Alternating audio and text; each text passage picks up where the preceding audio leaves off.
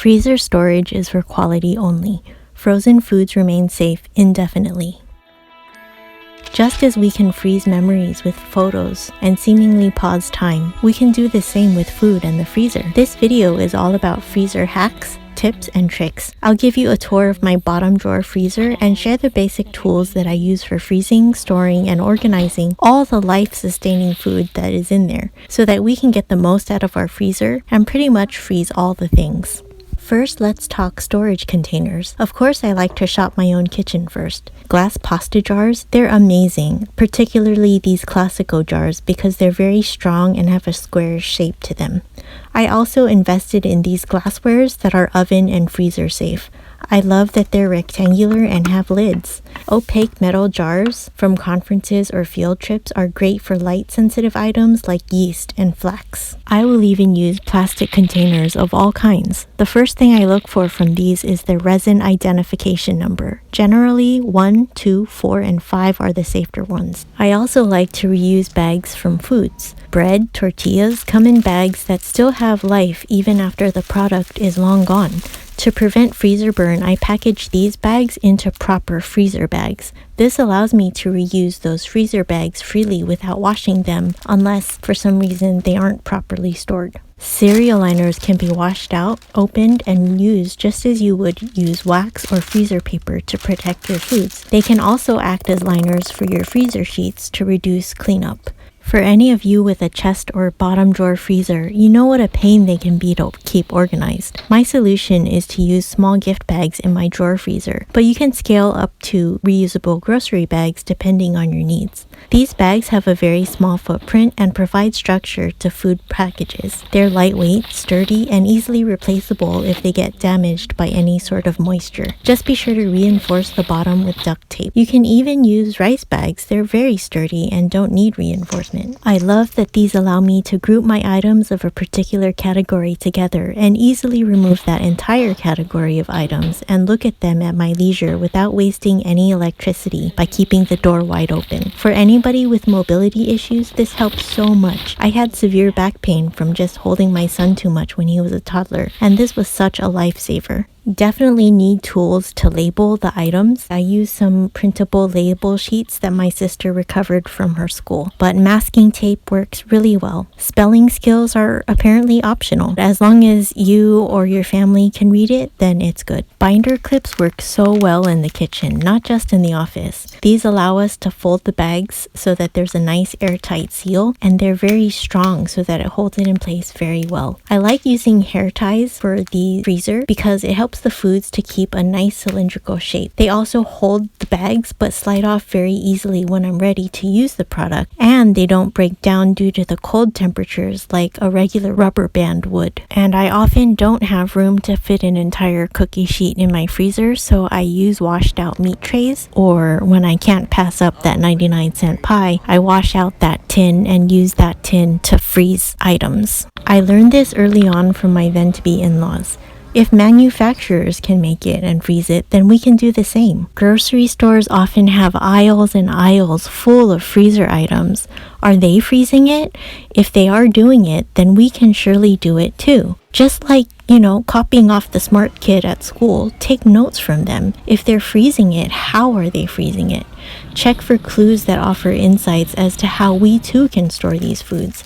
Is there anything special about that packaging, like foil or opaque bags? And don't stop there. Read their instructions. What does it say about reheating? By copying the items from the grocery store, I was able to learn that reheating homemade breakfast burritos in a heavy bottom skillet is the way to go. The results are more delicious, and if timed right, it doesn't take any more hands-on time than microwaving it. In fact, it eliminated the need for special paper towel wrapping to ensure that the tortilla doesn't have a weird texture. All kinds of produce can be frozen. My rule of thumb is to love my future self by investing the time to do things right.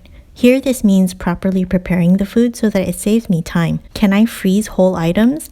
Yes, but will future Wendy love using that whole frozen item? No, she won't, and she'll probably mutter at past Wendy. So take the time now to slice, dice, and chop items into usable sizes. For aromatics like onion, garlic, and ginger, I chop them and place them in glass jars, then place them in the freezer. Every hour or so, I'll give the jars a good shake to break things up. This eliminates the need to use a tray to freeze, but still results in small pieces I can easily remove from the jars when I need it. For items that have more moisture like bell peppers or jalapenos, I chop them all at once and spread them on a small tray, then fill a jar with them. This is especially nice because I do prefer to use plastic gloves when processing these due to their spiciness. By prepping in bulk, I can reduce my glove usage. Actually, this day I also processed a can of chipotle peppers in adobo sauce. If you know anything about these peppers, you know they're spicy and they can stain. I was able to process both the jalapenos and chipotle peppers using that same plastic glove, so I had a bit of a double win here. For peppers, I remove the seeds, puree, and freeze on a plastic tray that came from a package of cookies. After freezing the puree for a couple of hours, I was able to cut it into cubes and place it in a glass jar so they're ready for future Wendy to use in cooking. She'll be very happy. Bonus that the glass jar contains the powerful smell of those peppers. Avocados freeze very well and are so versatile, so when life gives you 20-cent avocados, you bring them home, cube them up for smoothies, or prepare single-serving guacamole packages using washed-out applesauce containers. They're fun to make because you can throw them on the counter to get all those little air bubbles out. This is a great way to make and store hummus as well. I use cut up pieces of bags as the top and make sure that the plastic covers all the way to the edges of the container. These are so great for school lunches and can be placed in the lunchbox frozen, and they're thawed and ready to eat by lunchtime. Before containerizing my peas, I'd have multiple bags of partially used peas, but no more. Ketchup containers are usually a number 5 plastic and they're tall and skinny, which maximizes the space in the bottom freezer that we have. The clear bottom also makes it so that we can easily see how much is left inside. They're easy to fill and pour from. Berries of all kinds freeze wonderfully and can be purchased on sale, washed out, and flash frozen for smoothies just like the factories do. We have no problems eating 10 pounds of potatoes before they go bad, but if we did, I'd probably still buy this and slice, dice, and blanch the potatoes and freeze for future use.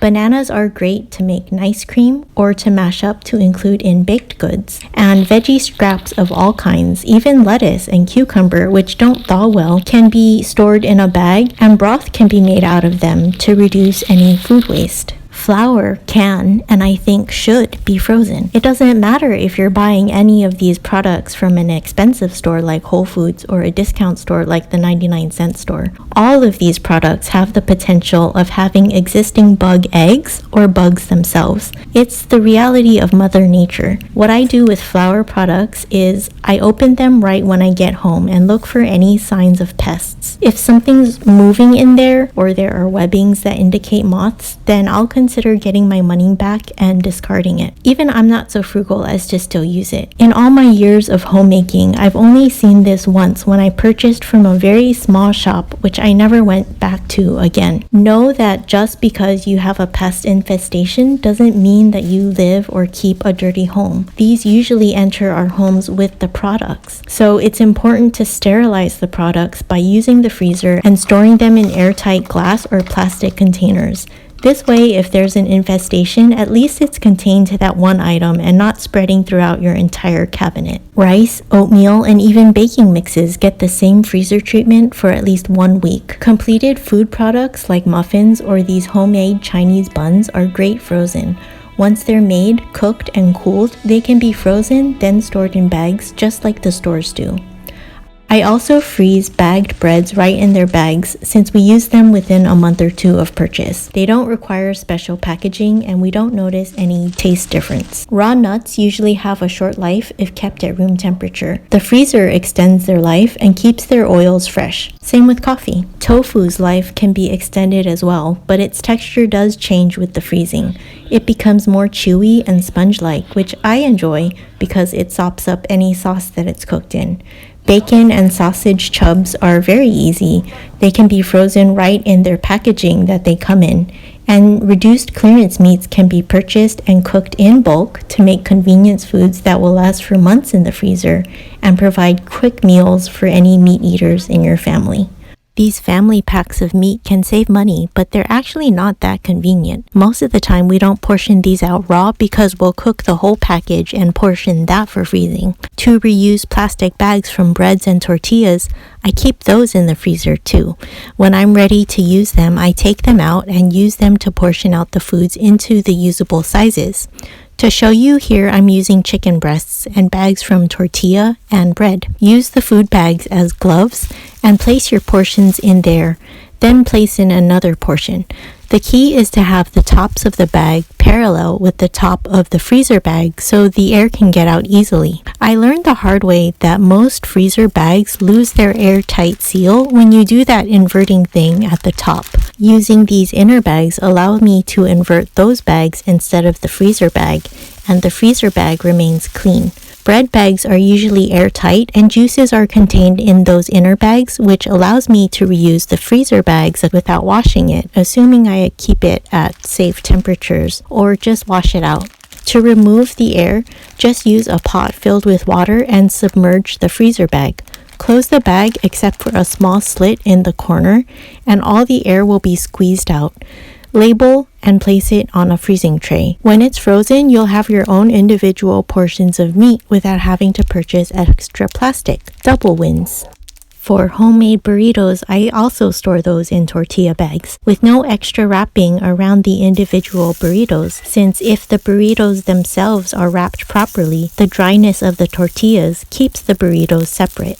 I'll link my video on freezer burritos up in the eye above if you're interested. Homemade pretzels with or without sausages can be made ahead and frozen for even more quick meals and snacks. Broths or liquids of all kinds, including raw beaten egg, soups, stews, even beans, can be stored in glass jars. I particularly love these Classico jars because they're very strong. They also have markings on the side that tell you the half and 1 cup lines, which are very useful. These jars go through a rigorous heating process for canning, so they withstand the low temperatures as well. Just be sure to leave 1 to 2 inches below the neck. Freeze already cold items and attach the lid loosely until the liquid is frozen, and then tighten the lid. I've never had any cracking when following these simple rules.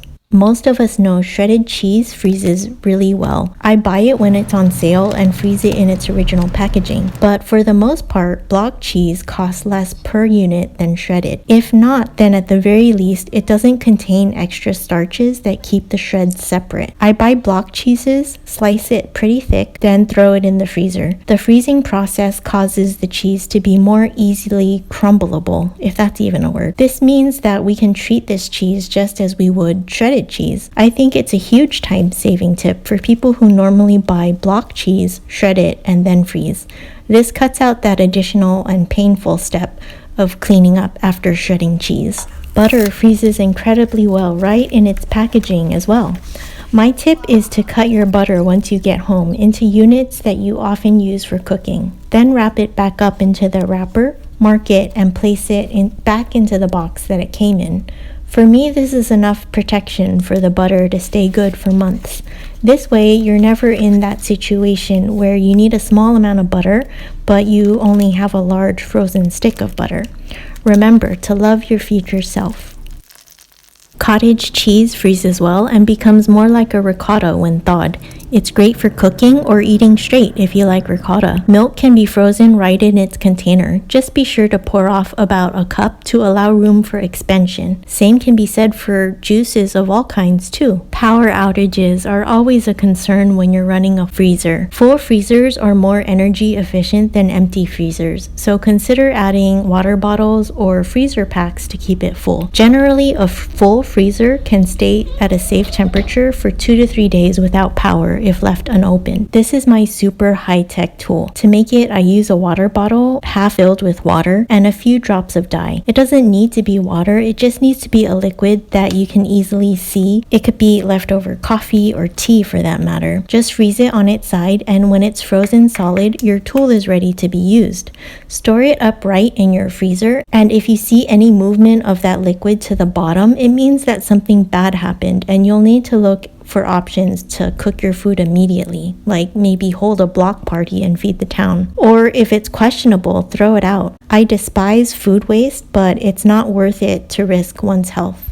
About refreezing, this is taken directly from the United States Department of Agriculture website. Once food is thawed in the refrigerator, it is safe to refreeze it without cooking. If previously cooked foods are thawed in the refrigerator, you may refreeze the unused portion. They further say that freezer storage is for quality only.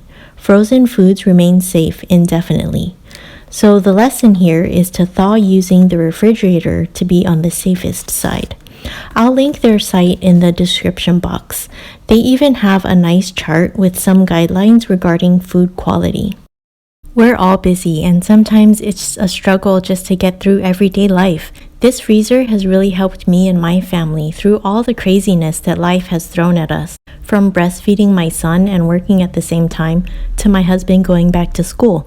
Whatever season of life you're in, I hope you found some of these tips helpful. I know they've helped us to save so much time and money. This was such a fun video to put together. Thank you so much for hanging out with me, and I wish you happy freezing. I hope to see you in the next one. Bye. This video would have been a lot shorter if I talked about what not to freeze. Canned food in the unopened can and raw eggs in the shell.